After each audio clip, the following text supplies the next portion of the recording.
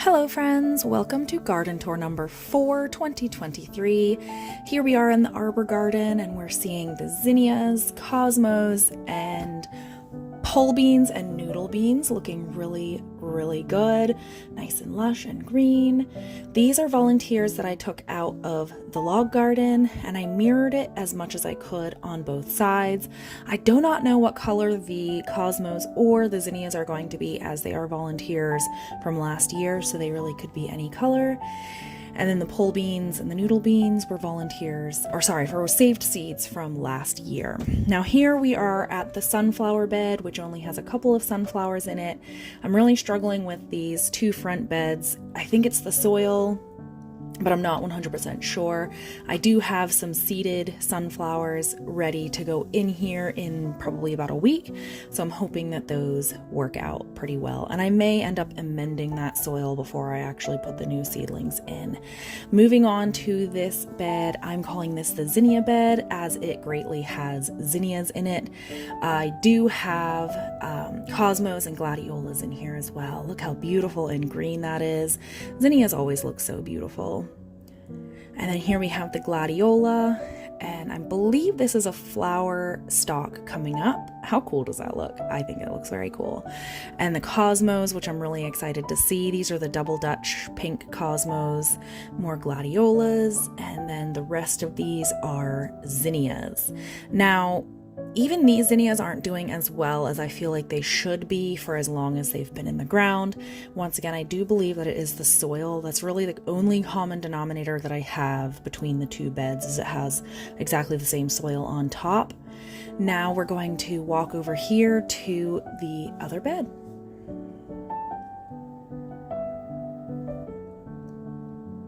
Now this bed is greatly volunteers. I've planted a couple things in here, but I am letting the volunteers kind of take over this bed, and I think I'm going to leave it that way. So here I am showing you some dill seed. Now this is one of the things that I actually did seed in there. The chives are another thing that I put in. I got them as seedlings from the farm store. Zinnias are all volunteers in this bed, and I think, well, they could be a couple different kinds of zinnias. We've got carrots and a sage right here. This was also a started plant from the farm store. But everything in this bed is looking really good. And then I have these cucumbers that are volunteers from last year, and some zinnias there. And these basils are something else that I seeded a couple weeks ago, and they're looking really good. I did a lot of basil this year. I want to do lots of pesto and freeze it. It's such a yummy thing to just, freeze and then have a ready-made meal. Now these peas are doing incredibly. I'm so happy with these. They're beautiful, and they got so much taller than I thought that they were going to. And they're putting on their pods, and man, they are so delicious. We've had a couple of them, and they are a hit, which I am so pleased about. And this is a little tomato volunteer that I just saw while I was doing this tour, and it's being eaten by something. I'm not sure what that is, but the tomato right next to it's also being eaten. Now these are the cucumbers. They're doing well, although you'll notice throughout this garden I'm seeing some yellowing on the leaves, and I think that is because I'm over watering. These are the willow cuttings that I took from Cleo's tree. They're looking really good. I up potted them, gave them new soil for better nutrition. So I think I'm over watering this space. The same thing happened to me last year, and I had completely forgotten about it. And so I think I'm going to stop watering this as regularly. As you can see here, see the yellowing in the leaf. I think that is overwatering. I'm not 100% sure, but I'm going to start to not water as frequently and see if that yellowing goes away. Now here we have the lemon basil amongst weeds, but I'm noticing that the weeds are kind of a happy accident. I'm noticing so many more volunteers coming up, seeing as I have not weeded, and so I'm just going with it at this point. Here we have a zinnia This is one of the volunteers from the log garden, and this is the golden chamomile, looking so good. So excited about this plant. If it just takes over this whole garden bed, I will be very pleased. Now we have another zinnia that we just passed, and here we have more sweet basil, which primarily I planted most sweet basils because I enjoy them. I absolutely love lemon basil, but I can do the most with sweet basil. So I planted lots and lots of sweet basil. Now this kale looks incredible. Oh, popping down here for a quick look at the volunteer basil. And then this kale is being eaten by the cabbage moths as well. So it's not going to be here for very long, but I just love how it looks and it's delicious. I've used it in a couple soups and it's really good. These are the chives. And I notice I have more tomato volunteers from last year coming back. It's just amazing. If I had weeded this bed, I wouldn't have seen those possibly. Now these are the tomatoes that I seeded and they're looking great as well. I'm going to have to thin those. There are too many in one spot. The clematis is I think it's looking good. It looks a little bit scraggly. I don't know whether this is the first clematis plant I've owned or I've had, so I really am not sure what to expect, but it's climbing quickly and quite high up this trellis, so I would think that is good, but it doesn't have very much foliage, so I'm not quite sure, but I'm gonna let it do whatever it wants. Now this rose is looking terrible. I think this rose has a disease of some sort, but I'm not familiar enough with roses to know exactly what it is or how to treat it, but I'm gonna see kind of what it does. Here we have a sage looking great, but once again, see the little bit of yellowing. I once again think that is overwatering. I'm diluting the nutrients within the soil just too much in an effort to not have all of my seedlings dry out, but I'm then loving them too much and overwatering them. So here we are at this bed. Once again, this bed is just kind of full of volunteers and I'm letting it happen. This kale is on its way out. I'm going to, oh, look at the little hummingbird. I didn't even notice that. The kale is on the way out. I'm going to let it go to seed a little bit more and then take it out. And we have this chamomile right here. I'm not quite sure if it's looking good or not, if I'm being completely honest. Here we have dill that has volunteered from last season, and more dill. The chives, seeing a little bit of yellowing. Another zinnia, and a bunch of, I think that is buttercups. I cannot seem to get rid of those in that spot. And these are the peas on this other side of this other trellis. This is a little bit of a different variety, but still looks great, and they're delicious. And it's been really fun to see these come to fruition and pick them and see them climb up the trellis. Now those are tomatoes down there looking very puny. I don't think I'm gonna really leave those there. I mean, I'll leave them there and see if they do anything. Now moving on to the rose strawberry bed. This rose is just stunning. The camera cannot capture how absolutely stunning that rose is. And then moving along to the bottom of this trellis, I have the cucumbers, and I think these cucumbers aren't getting enough sunlight. I think that's why they're not growing super fast, but maybe I'm gonna leave them and see what they do. But I think I'm gonna plant more in a different area and see if they do a little bit better. The strawberries are delicious. Granted, the slugs are still an issue, but not quite as much. And this rose, I had to use baling twine from the chickens to tie it up because it just keeps putting off new shoots and it just goes everywhere, and its thorns are so long, and so every time I walk by it, my shirt gets caught on it, and if my skin gets caught on it, it will actually leave quite a good scratch. So I really try to keep it up against this trellis, but it's just so beautiful. Moving along to the bins and tubs and pots that I have at the end of this bed. This is a volunteer of some sort, some kind of squash, I'm sure. And the crepe myrtle or crepe myrtle that my grandmother gave me, which I'm so glad to see that it's doing really well. This, I have no idea what it is. It is beautiful and I think that it's really pretty and I just put it there. This is some kind of hibiscus that my grandmother once again gave me, or my grandmother-in-law, and it's beautiful. And then we move up here. Oh, there's chives in that other one. And then we move up here to this daisy, and this daisy is just huge and tall and so striking, cheerful, and it's blooming, as you can see.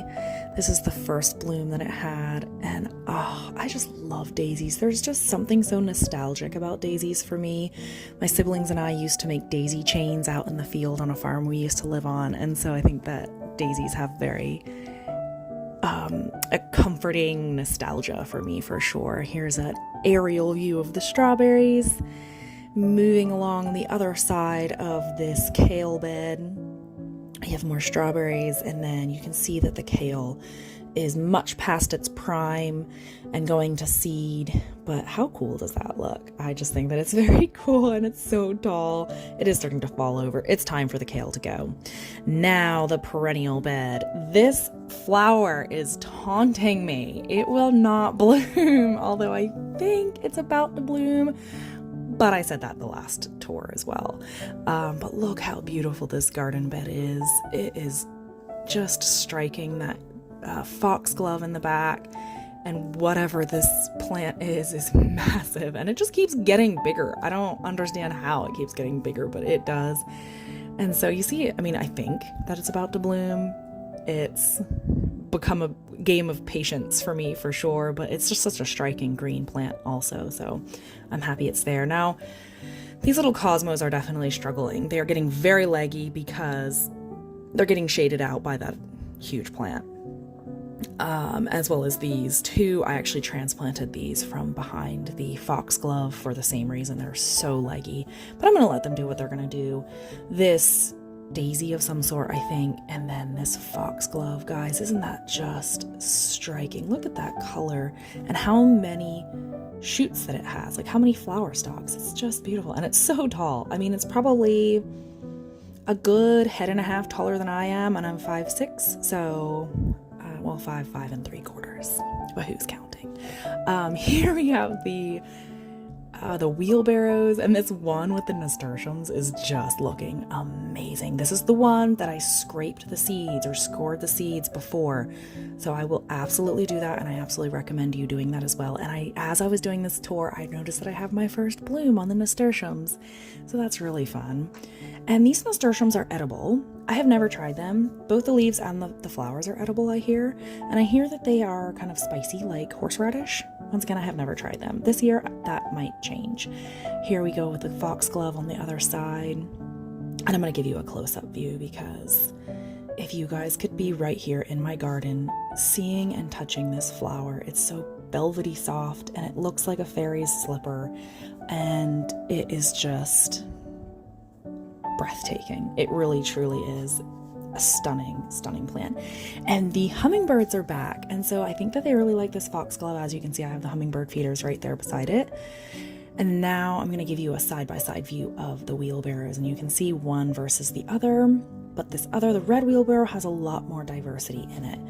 I have the marigolds, which are really thriving in here, as well as the nasturtiums, which are looking good. Not as good as the other one, but you know what? That's okay. And then we've got some petunias peeking through, looking, I think, good. I don't know. That little zinnia popping up. Guys, I'm just so excited to see all of these in bloom and see what they are going to look like and all the colors that they offer. But even right now, I think they're just stunning as lush green wheelbarrowfuls of plants. Now here we have the sunflower bed, looking really good. I don't have anything in the back. I tried to reseed some mammoth sunflowers, and once again they did not germinate, so I don't really know what's going on with that. Here we have, these are the dwarf incredible sunflowers, and I love these things. They do so well in my garden, almost no matter where I put them. Now here on these I think are like the red sun sunflowers, and it looks like I already have some rust forming, which is very disappointing. I had hollyhocks last year that got taken out completely by the rust, and I don't know whether that's where it came from or what, but I'm going to keep my eye on it. It might not be rust, but it looks a lot like rust. So we'll kind of see what it does and see if it can fight it and come back from it. Here are the daisies, more daisies. I think these are painted daisies, and I say that every time, every garden tour I say that, and I'm going to continue to say it until I know what it is. And this is just something that popped up at the base of my camellia. I have no idea what it is, but I think it's very pretty and it will be staying. The camellia is putting on new growth. Its old growth looks still terrible, but you know what? If it's putting on new growth, that means that it's happy in some capacity, so we're going to go ahead and leave it and let it do its thing. You may notice that I've moved the buckets except for one. I've planted those out in their permanent spots. And now we're going to walk over to the pallet fence pots. Here we have petunias. These are looking so good. These have far exceeded my expectations. Those are the Persian carpet zinnias and more Persian carpet zinnias. And I still have these all close together because of where the sprinkler falls, but I think I'm going to move them back out. Once again, Persian carpet and petunias. And then our succulent plant looking so good. This thing is thriving. It's so fun to see it coming back and getting green again. This plant is a survivor. I mean, I've never seen the likes, really. It deserves life in the best soil and the best place because it is a survivor. And I'll keep it around until it is no longer here. So here is a walking view of the Arbor garden, and I wanted to capture this because so often I forget to get just this walking view of walking around it, seeing all of the trellises exactly how they are right now, because even in a couple months these trellises are going to look completely different. I'm going to have more stuff on them. Hopefully they're going to be completely covered. All of these beds, you're not even going to be able to see the sides of, hopefully, because they're going to be covered in flowers and foliage. Even though right now the grass is determined to do that for me, but that's okay. And you see the red cups because I've been working on my slug experiment. But those those won't be there for very long. And I have an update on the slug experiment.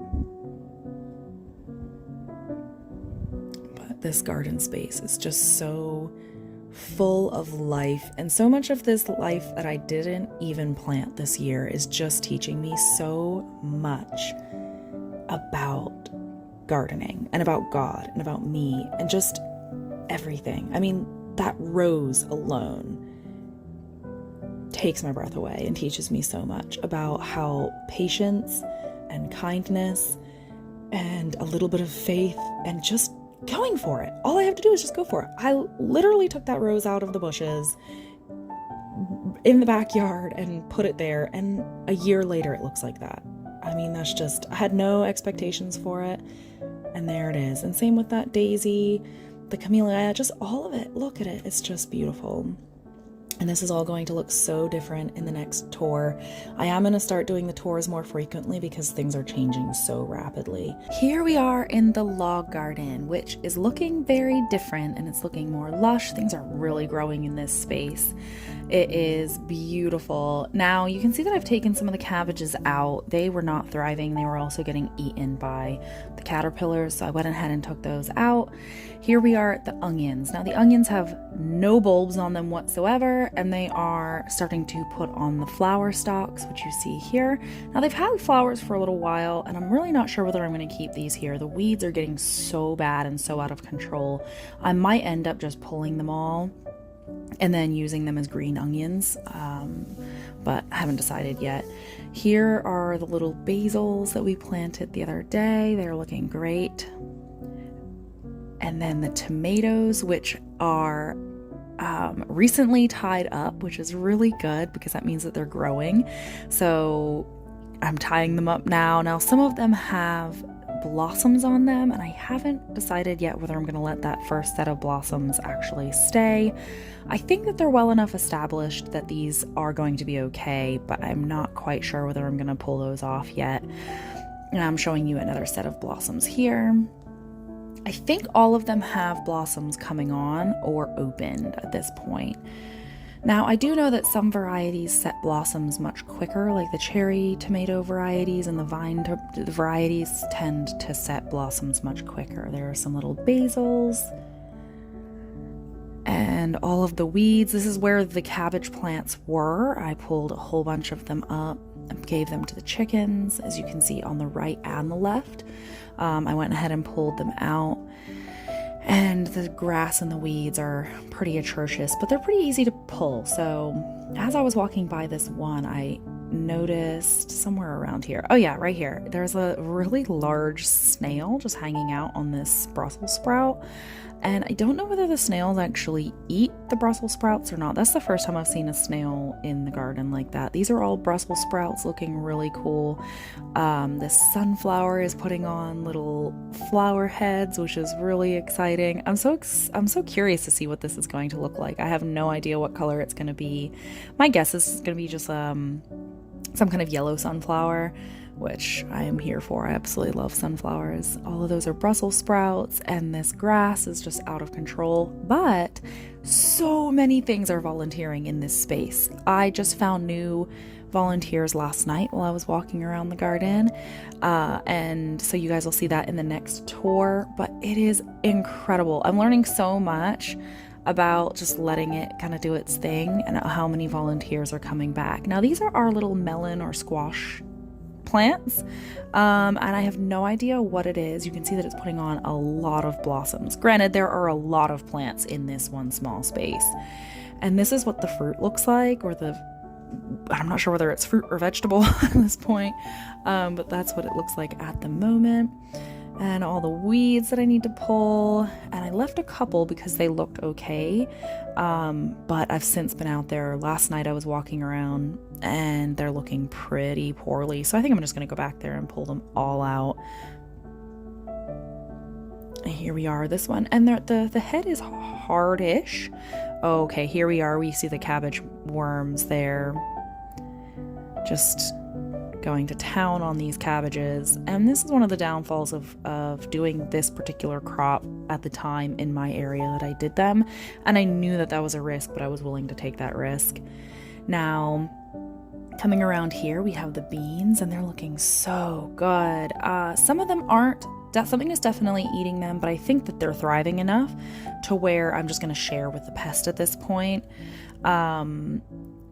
And I'm pretty sure it's flea beetles and something else actually eating holes in the leaves. But when you're organic gardening, that is just something that you have to put up with to a certain extent. There are organic methods that help with pests that you can absolutely explore, but to a certain extent, you just have to be okay with gardening with and along with the pests to a certain extent. And I am okay with that, to have an organic garden. That is very, very important to me. Now, I think that this is some kind of zucchini, whether it be a cross or like a specific type. You can see there's like zinnias sprinkled all around in here, coming up, and then I planted some basil, and look at this zinnia patch. I mean, it is amazing. Even since a couple days ago when I did this tour footage, these zinnias have grown even more. It's unreal just how much they've grown, and I'm going to leave them because it is going to be this absolutely beautiful patch of zinnias. And I don't have another plan for that space right now, and I don't even know if I would have the heart to pull them up. So they are staying there and going to thrive there.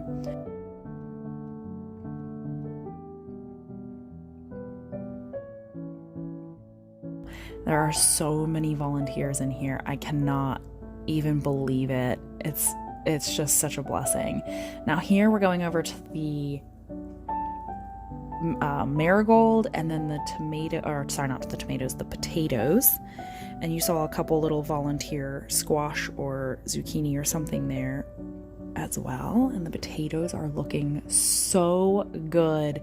They have grown so many inches in the last, I would say, like 2 weeks. It's amazing. And you're kind of seeing 2 rows here. So you see the potatoes on the left and then the volunteer squashes and melons on the right, and they're also thriving. Some of them are not, some of them are really thriving. And here you see the potatoes putting on flowers, which is great to see. It means that there is lots of good things happening under the soil.